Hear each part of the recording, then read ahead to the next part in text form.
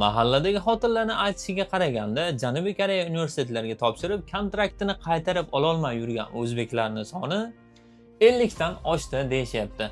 Siz universitetga kontraktingizni to'lab qo'yishga shoshilmay turing. Buni menga qanday foydasi bor deyotgan bo'lsangiz, shoshilmay turing. Buni tushuntirib beraman. Agarda siz qishki semestr til kursiga topshirayotgan bo'lsangiz, kontraktingizni to'lashga shoshilmay turing. Endi siz 1 yillik kontrakt emas, 6 oylik kontrakt to'lashingiz mumkin bo'ladi.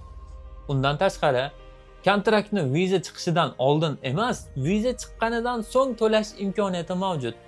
Xo'p, bu holatda qiladigan bo'lsam, bu hammasi qonuniy bo'ladimi degan savol bo'layotgan bo'lishi mumkin. Ha, albatta hammasi qonuniy bo'ladi.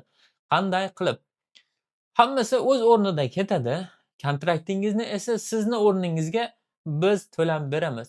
Siz esa vizangiz chiqqanidan so'ng to'lovlarni amalga oshirib, o'z vizangizni qo'lga olib, Koreyaga uchib kelishingiz mumkin bo'ladi. Agarda shartlar sizga qiziq bo'ladigan bo'lsa, mana bu joyda bosadigan knopka yoki profilga o'tib biz bilan bog'lanishingiz mumkin.